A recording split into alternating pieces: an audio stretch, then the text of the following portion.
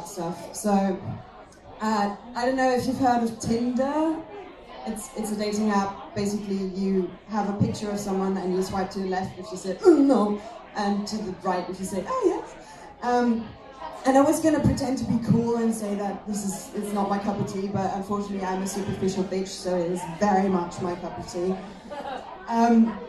But it's not very good for my hands, because I had to stop using it because I got carpal tunnel after a few hours of using it because I was swiping to the left so much. Because not only am I a superficial bitch, I also have standards higher than a pothead in a Mariana plantation.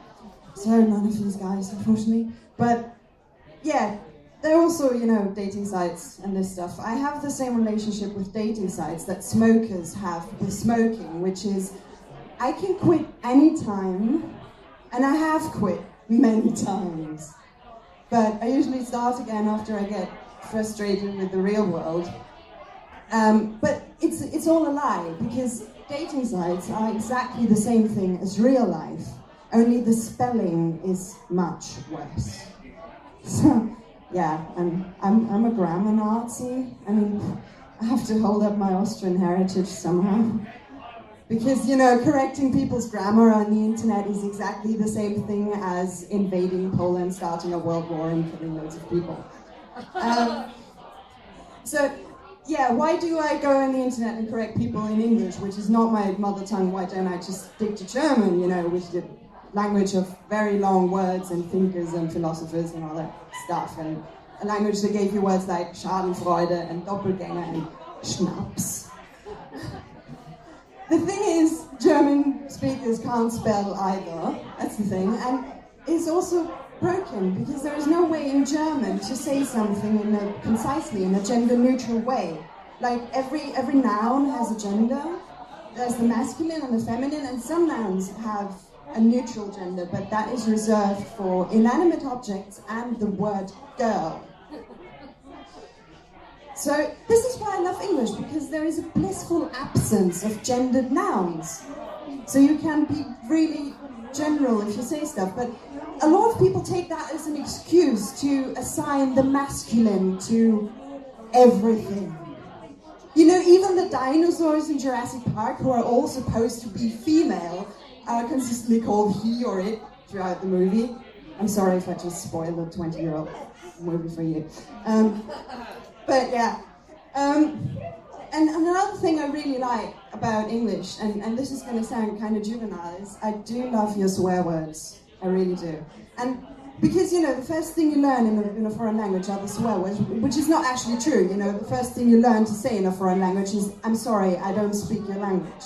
And you learn to say it perfectly without an accent. So basically, if an Italian person comes up to you and says, hey, vaffanculo cazzo, and you say something like, oh, non so parlare l'italiano, and they say, I don't know, what are you talking about? You say you don't speak Italian, but you say it in a perfect Italian accent. Fuck you. So yeah, your swear words are brilliant. So I love words like bollocks and bellend and bastard and pillock. It's wonderful. Basically, if it starts with a p sound, you can probably use it to insult someone. But my favorite word, and this is kind of a probably troublesome word because it's kind of gendered, but I just love the sound of it, because this is a word that sounds like getting slapped in the face with a wet hamster, and that word is twat. But yeah, I don't know, another thing that is weird about English is you have a lot of bird-based puns. It's like you have the shag, which is a bird. You have the cock, which is a perfectly normal male chicken. You have blue-footed boobies, and you have great tits, which is, every time someone tells me, calm your tits, I imagine myself talking to very small birds and going, it's gonna be all right. Everything is gonna be fine. Calm yourself. But, bird pays, it's a minefield of double entendres. Basically, a friend of mine who's also Austrian, her cat set herself ablaze on a candle flame, and she tweeted that her pussy was on fire. Okay. So One thing though that I find weird is, and it pops up in songs and it pops up everywhere, is the word, is calling people baby. You know, as a term of endearment. And that is just completely mind-boggling to me because, I mean, don't get me wrong, babies are fascinating creatures. Like, the amount of information that a baby has to process in order to, you know, become an adult human is amazing. And your brain is never as flexible as it is when you're a baby. But the problem is that is not what they're doing on the outside.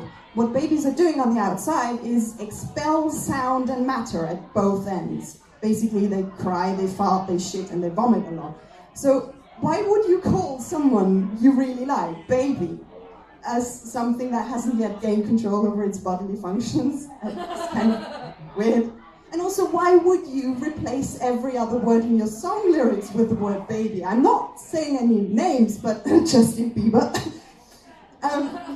Basically, you could write a perfect pop song just going, yeah, baby, baby, yeah, baby, yeah, baby, baby, yeah, yeah, baby. And it's like, excuse me, did you just have a stroke in the studio? Or did you invent the most moronic form of Morse code ever invented? Basically, the only instance where I find it's perfectly okay to use the expression, my babies, is if you're a Tumblr user talking about the Avengers. Yeah, sorry, I'm a nerd. I'm a nerd. I know what you're thinking. She's going to die alone, surrounded by 60 cats. I don't actually have a cat, but I have cat-sitted in the past. That is where you go into people's homes and you feed and you pet their cats. But you have to get permission first, otherwise you're just a cat burglar. What I've noticed though is cat food, which is weird because it's labeled for the human owners of the cat. You know, have chicken and beef and pork, and I've never seen cat food that is actually labeled as the things that cats eat. You know, like mouse-flavored cat food or small birds or huge flies. Basically, I've never been in a field and seen a cat pounce on a cow. Okay, thank you. That was me. Have a good night. Please, I just want to interview her because she has come from Vienna. Do you have anything to do with Detroit? Well, I might have some friends from Detroit. Is that man from Detroit anything to do with you? Yeah, he's a friend of mine. He's a friend or a boyfriend? He's not my boyfriend. His wife is somewhere in the audience. Okay, because he's filming you, so I thought it's either a stalker, basement kind of thing, or something to do. But no, he's okay. Yeah. Okay. Yeah, he's fine. He's got my seal of approval. Okay, great. Give her a round of applause! Ladies, everybody that is in a group, okay, this is an activity I want you to